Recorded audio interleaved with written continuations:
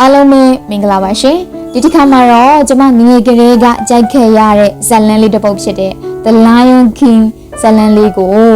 recap လုပ်ပေးတော့မှာဖြစ်ပါတယ်ဇာတ်လမ်းအစမှာရင်မြင်တွေ့ရတာကတော့အာဖရိကရဲ့ခမ်းညားလှတဲ့တဘာဝအလှတရားတွေနဲ့အတူ Circle of Life ဆိုတဲ့သချင်းသံလေးပါပဲ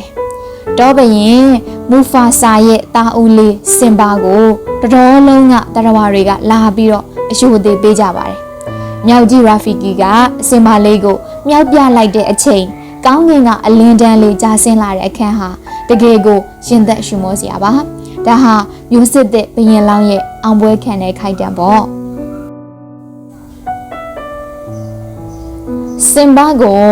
တော်တော်လုံးကကြိုစုံနေကြပေမဲ့အဲ့ဒီပွဲကိုမတက်ဖဲနဲ့အမောင်ထဲမှာကြံစီနေသူကတော့မူဖာဆာရဲ့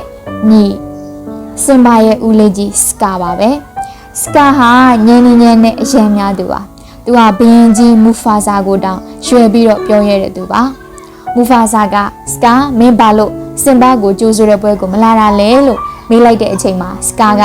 ညင်းညင်းနဲ့အလွန်များတဲ့စကာကအိုးအဲ့ဒါဒီနေ့လားငါကအရန်ကိုမေးတတ်တာပဲဒါပေမဲ့မင်းသိပါတယ်မူဖာဆာငါကညံကောင်းတဲ့အပိုင်းမှာတော့ထိတ်ဆုံးပဲဒါပေမဲ့ခွားပိုင်းမှာတော့မင်းတို့လိုရိုးရိုးဗီဇာကကောင်းမလာခဲ့ဘူးလေဆိုပြီးတော့မူဖာဆာကြီးကိုပြန်ပြောပါတယ်ဒီနေရာမှာရင်စကာဟာသူ့အကိုနဲ့သူ့ရဲ့တူစင်ပါအပေါ်မှာဘလောက်တောင်မနာလို့ဖြစ်နေလဲဆိုတာကိုပေါ်လွင်နေပါတယ်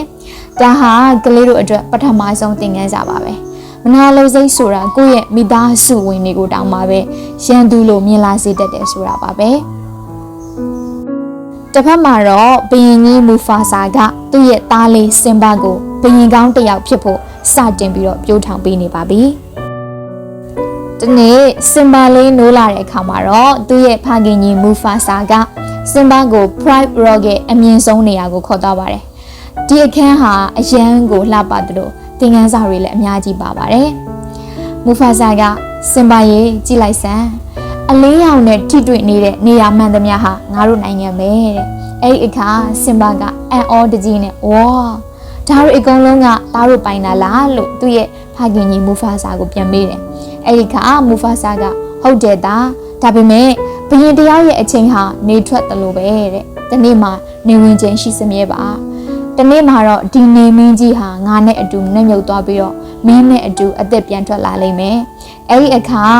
မင်းဟာဘရင်အသက်ဖြစ်လာလိမ့်မယ်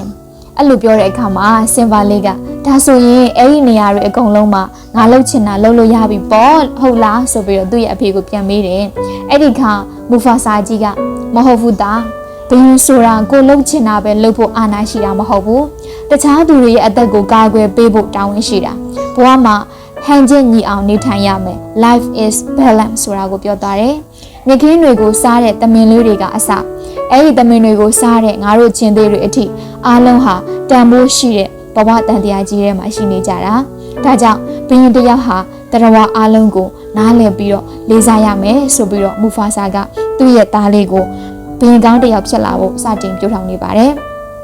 ကလေးတို့ရေဒီနေရာမှာပြောပြချင်တာကတာဝန်ယူမှုဆိုတာလေးကိုပြောပြချင်ပါတယ်ကိုကလူတော်ဖြစ်လာရင်အာဏာရှိလာတဲ့လုတ်ပိုင်ခွင့်တွေရှိလာတဲ့အခါမှာသူတစ်ပါးကိုနှိပ်စက်ဖို့မဟုတ်ဘဲနဲ့သူတစ်ပါးကိုကူညီဖို့နဲ့လေးစားဖို့ဆိုတာကိုမူဖာဆာကြီးကသူ့ရဲ့သားလေးစင်ပါလေးကိုသင်ပေးနေတာဖြစ်ပါတယ်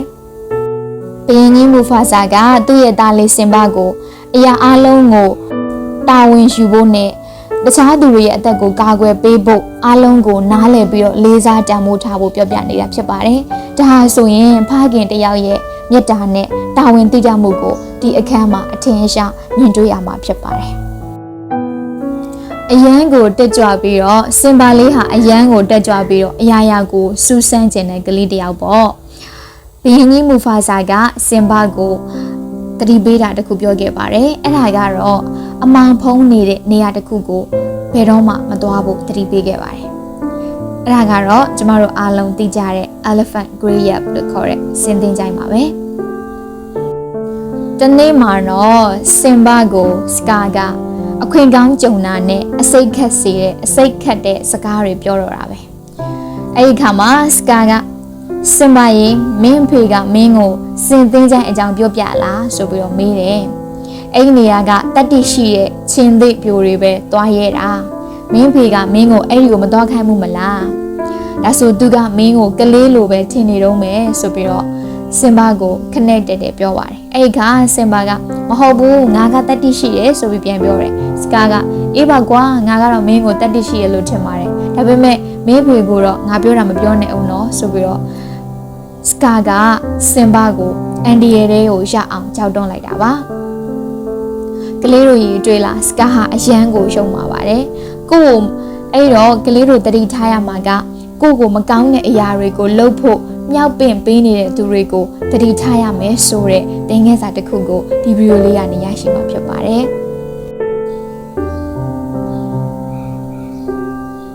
စင်ဘာဟာသူ့ကိုယ်သူတတ္တိရှိကြောင်းတတိပြချင်တာကြောင့်သူ့ရဲ့တငယ်ချင်းမလေးနာလာကိုခေါ်ပြီးတော့ဒီစင်သင်းချိုင်းကိုခိုးထွက်ဖို့ကြံစီပါတော့တယ်မိဘတွေကဇာစုကိုစောင့်ကြည့်ဖို့ထည့်လိုက်ပေမဲ့စင်ဘာနဲ့နာလာကဇာစုကိုလှည့်စားပြီးတော့ Pride Land ကနေထွက်လာခဲ့ပါတယ်နောက်ဆုံးမှာတော့သူတို့ဟာ Elephant Grave ရဲ့အမောင်တဲကိုရောက်သွားပါတော့တယ်အဲ့ဒီအခါမှာ Scar နဲ့ပူပေါင်းထားတဲ့ဗိုက်စာနေတဲ့မြေခွေးအုပ်ကြီးကသူတို့ကိုစောင့်နေတာပါစင်ဘာနဲ့နာလာတို့ကဒီဗိုက်စာနေတဲ့မြေခွေးအုပ်တွေရဲ့လက်ထဲကနေဘယ်လိုလွတ်အောင်ပြေးမလဲ